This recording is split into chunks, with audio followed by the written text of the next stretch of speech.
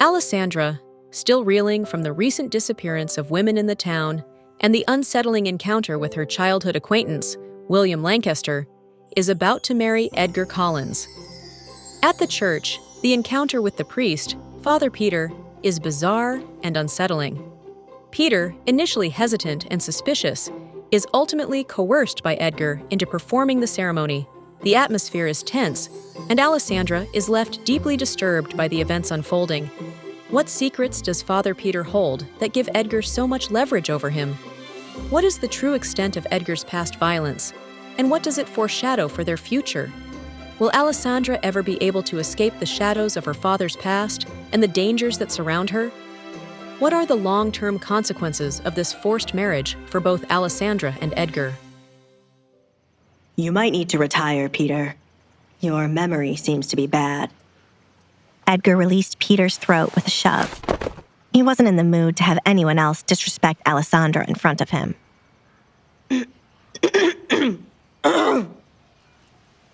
It must be bad. How could I forget? You are here to wed this wonderful woman.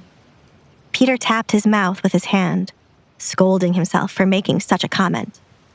I apologize for the comment, miss. I wasn't offended by it. It must be strange for someone to come to get married with a coat covering their head, Alisandra replied. The church has seen stranger things. Now, hand me the rings. Peter held out his hand, waiting for the rings to be placed in his palm. You do have rings, right? Only the engagement ring. Edgar placed his hand in his pants pocket to fish out the ring he collected a while ago. Do you like this one? He showed it to Alisandra.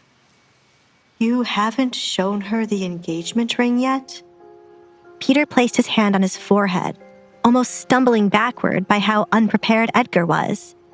If the lady is not pregnant, please come again another time or plan a proper wedding. Edgar looked behind Peter to a small pile of wires near the altar.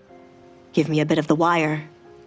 He walked past Peter with the intention of making 2 makeshift rings. He would have proper rings delivered in the morning.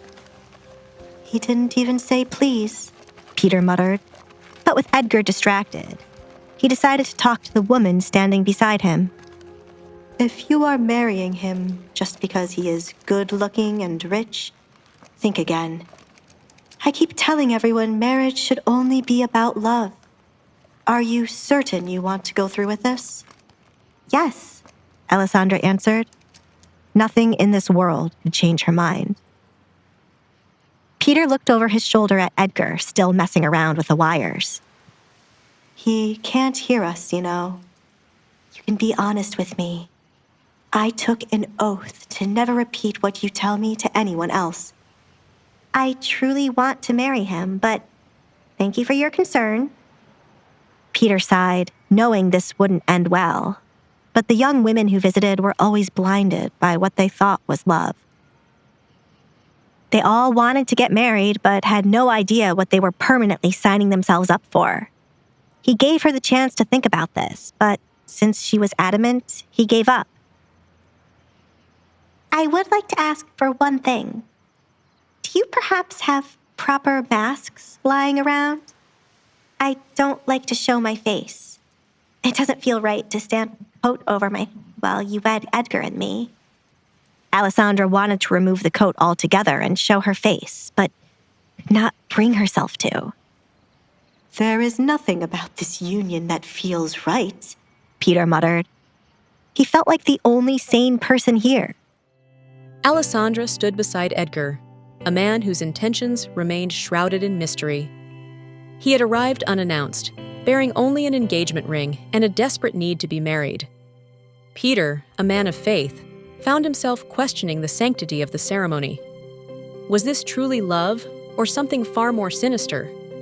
Was Alisandra a willing participant, or a captive to a force beyond her control? And what secrets did the coat conceal? Hey, I'm Alisandra. If you're wondering what happens next, download the Pocket FM app now and listen to the exciting episodes of The Duke's Masked Bride.